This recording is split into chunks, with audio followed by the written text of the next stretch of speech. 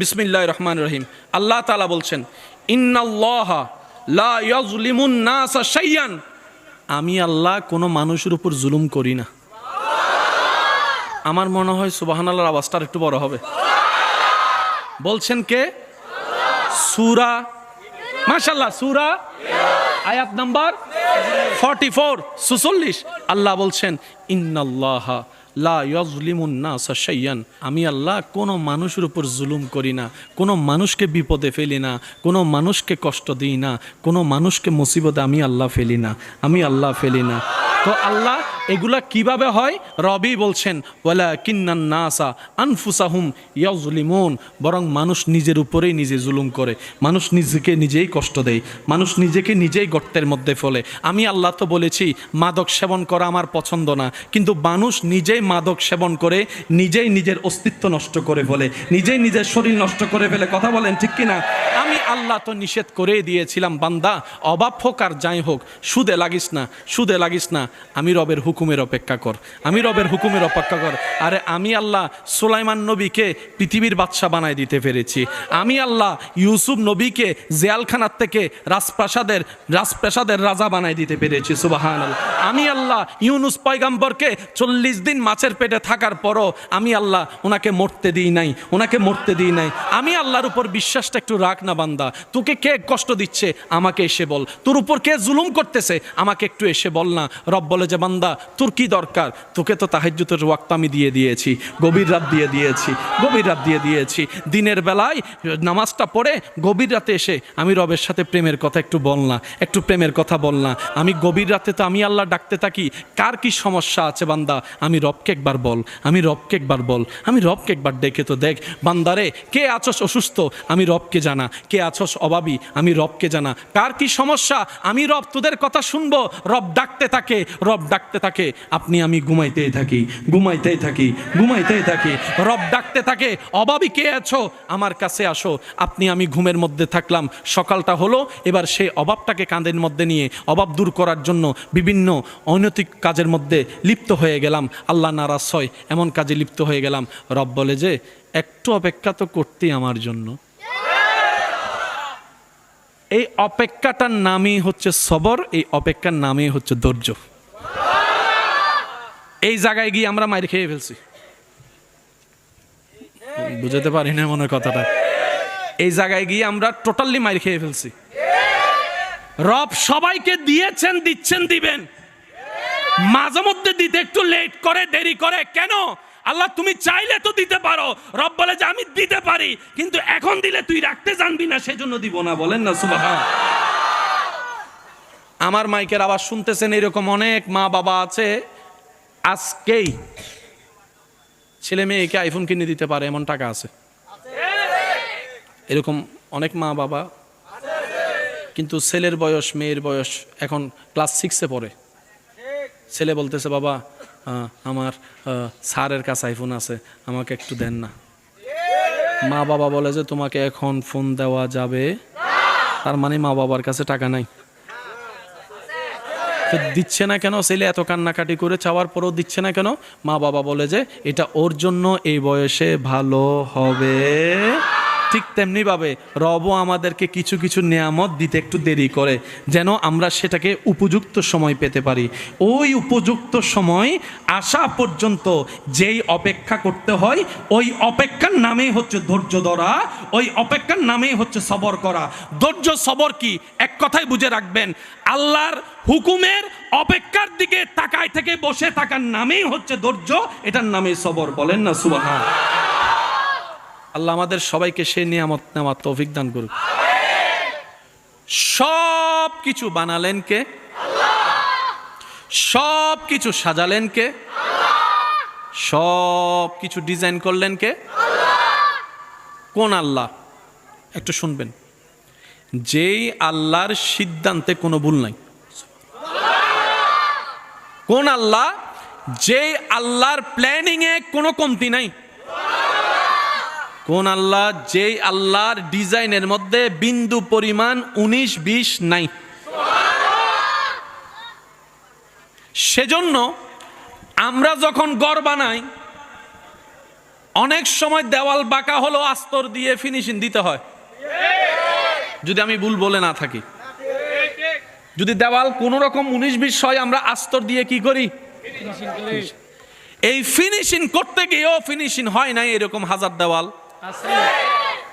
অথচ আল্লাহ আপনাকে 2টা হাত দিয়েছেন, 2টা হাত বরাবর মেজারমেন্ট।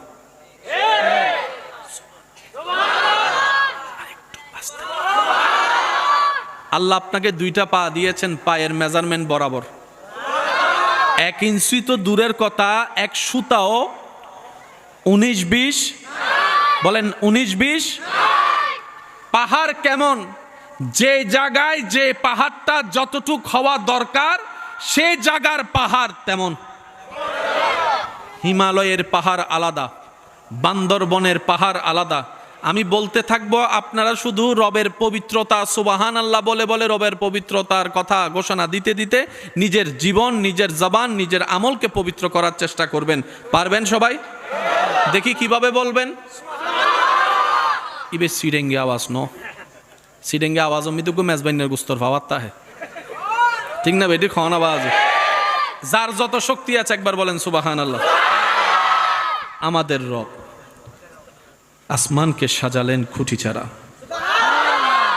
আপনার আমার আমাদের রব সেই জমিনকে সাজালেন পানির উপরে, সেই জমিনের নড়াচড়া না করে যেন স্থির থাকে সেজন্য পাহাড় বসাই দিলেন।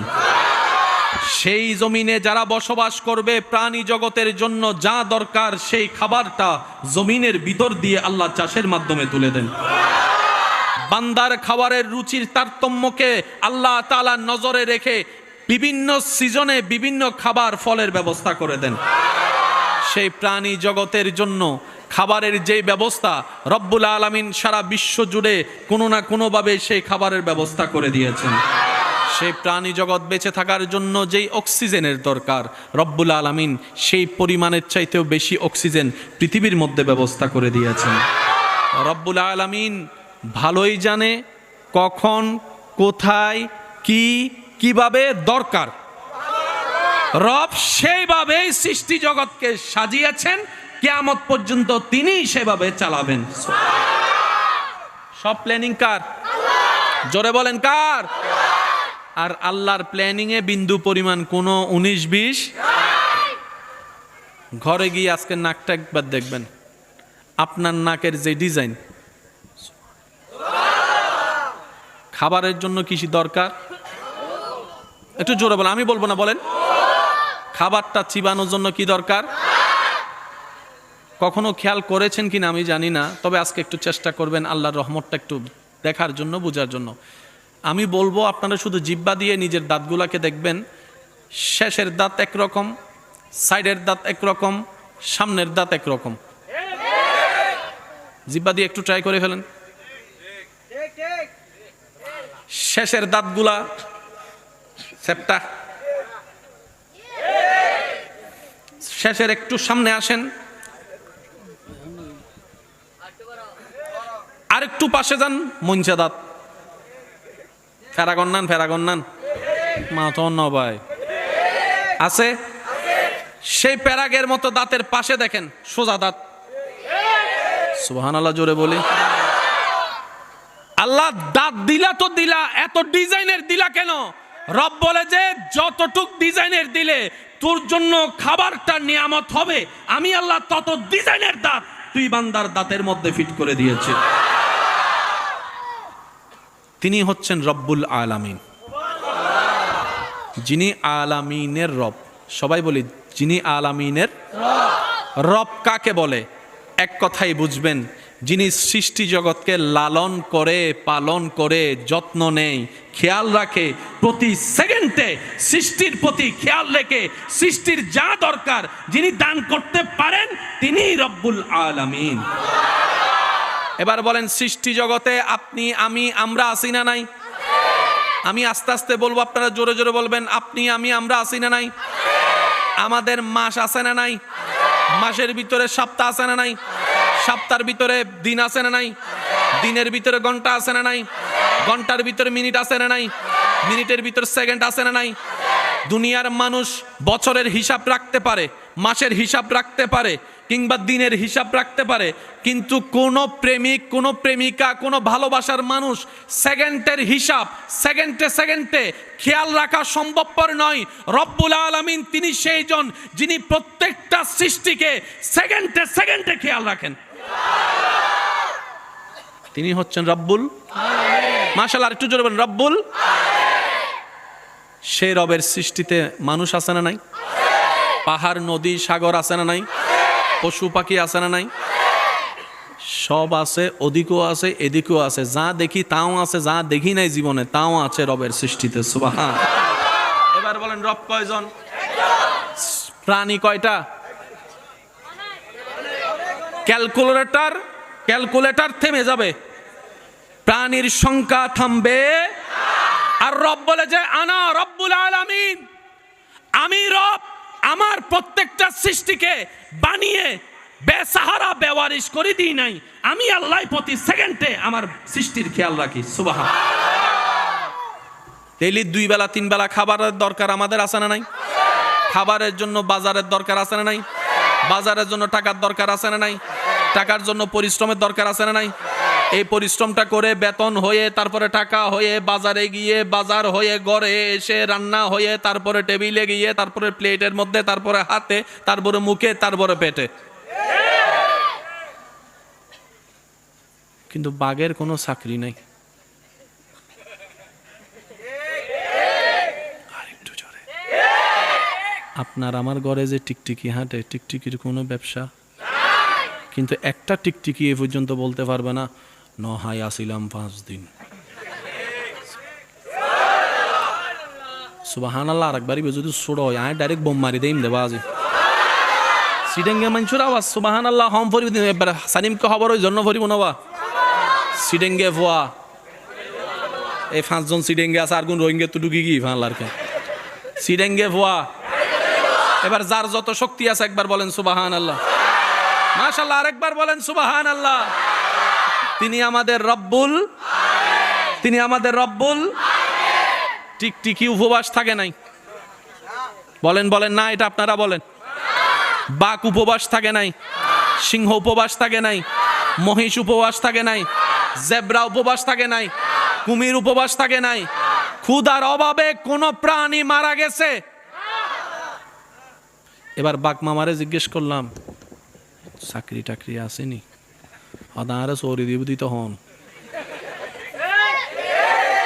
আর না আরে যে সৌরি দিবি তো না হাইও ফেলাইতারি তো। কথা বলেন ঠিক কিনা? বাঘে বলে আমার চাকরি নাই।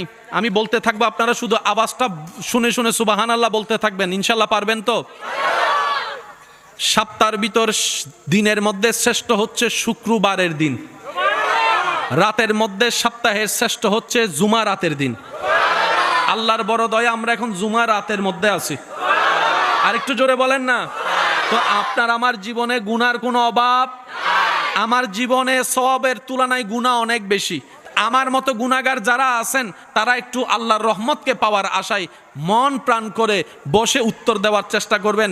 সুবহানাল্লাহ বলে রবের জিকির করার চেষ্টা করবেন। পারবেন ইনশাআল্লাহ? বাগে বলে যে আমার চাকরি নেই, কিন্তু 2 বেলা কখনো উপবাস ছিলাম। আমার জীবনে জন্মের পর থেকে আমি কখনো হতে দেখি নাই। কুমির মামাকে জিজ্ঞেস করেন, কুমিরও বলে যে না, কোনোদিন না খেয়ে ঘুমাইছি এরকমও তো আমার রেকর্ড মনে পড়ে না। হাতি মামার পেটটা কত বড়, দিতে থাকবেন আর হজম হতেই থাকবে। হাতিও বলে যে আমিও কখনো উপবাস ছিলাম না। সুবহানাল্লাহ, জোরে জোরে জোরে জোরে। পিঁপড়া বলে উপবাস থাকবো কই, বৃষ্টির কাল আসার আগেই তো ঘরের মধ্যে আমার খাবার স্টক হয়ে যায়। কিরে পিঁপড়া, চাকরি নাই না, ব্যবসা না, বাজার না, তো তোমরা কোনো কিছু করা ছাড়া 2 বেলা খাবার খাও, আর আমরা মানব জাতি এই খাবার অর্জনের জন্য পরিবারকে খাওয়ানোর জন্য হালালও বাছাই করি না, হারামও বাছাই করি না, 2 নম্বরই করেও টাকা কামাইতে থাকি, চুরি করতেও থাকি, ডাকাতি করতেও থাকি, বিভিন্ন অপকর্ম লেগে থাকি। তারপর অনেক সময় দেখা যায় দুপুরবেলা বাতাস হতো, রাতের বেলা নাই, রাতের বেলা বাতাস হতো, দুপুরবেলা নাই। অনেক সময় পেট ভরে খাই 3 জনের খাবার একজনে, আবার অনেক সময় দেখা যায় মন ভরে তৃপ্তি করে ভাত খেতে পারি না। ও প্রাণী জগৎ, তোরা না করেই সব পাস, আমরা করেই কিছু পাই না। ব্যাপারটা কি? খাস তো খাস কিভাবে? তখন সমস্ত সৃষ্টিকলের পক্ষ থেকে উত্তর আসবে, বাঘের পক্ষ থেকে, সিংহের পক্ষ থেকে, হাতির পক্ষ থেকে, কুমিরের পক্ষ থেকে, সমস্ত প্রাণী এমনকি পিঁপড়ার থেকে, জীবাণু থেকে উত্তর আসবে। আমরা যে ক্ষুধার্ত না হয়ে পেট ভরা অবস্থায় যে খাবার আমরা পেয়ে থাকি, এটার একমাত্র কারণ আমাদের তাওয়াক্কুল, আমাদের বিশ্বাস আমার রব্বুল আলামিনের উপরে, রব্বুল আলামিনের উপরে, রব্বুল আলামিনের উপরে। যেই রব অতীত জানে, বর্তমান জানে, ভবিষ্যৎ দেখে, যেই রব মানুষের বাহিরেও দেখে, ভিতরেও দেখে, যেই রব সব সৃষ্টির খবর রাখে, ওই রবের উপর আমরা নিজের জীবনকে উৎসর্গ করে দিয়েছি। আমরা সৃষ্টি জগৎ বললাম, আল্লাহ তুমি দয়া করে হাতি বানিয়েছো, কিন্তু তুমি না খাওয়াইলে খাওয়ার ক্ষমতা আমার নাই, খাওয়ার ক্ষমতা আমার নাই, খাবার ক্ষমতা আমার নাই। সিংহ বলে, বাঘ বলে, আল্লাহ শক্তি তুমি দিয়েছো, কিন্তু তুমি না খাওয়াইলে আমার শিকার করার কোনো শক্তি নাই। সিংহ বলে আমি আমাকে তোমার উপর ছেড়ে দিলাম, হাতি বলে আমি আমাকে রব তোমার উপর ছেড়ে দিলাম। রব বলে যে ওয়ামাইয়াত্তাকিল্লাহ, যে আমার উপর ছেড়ে দেয় নিজেকে, আমি আল্লাহ তাকে কখনো কষ্টও রাখবো না, বিপদও রাখবো না, অপমানের হতও দিব না, ক্ষুধার্তও রাখবো না। বলেন সুবহান।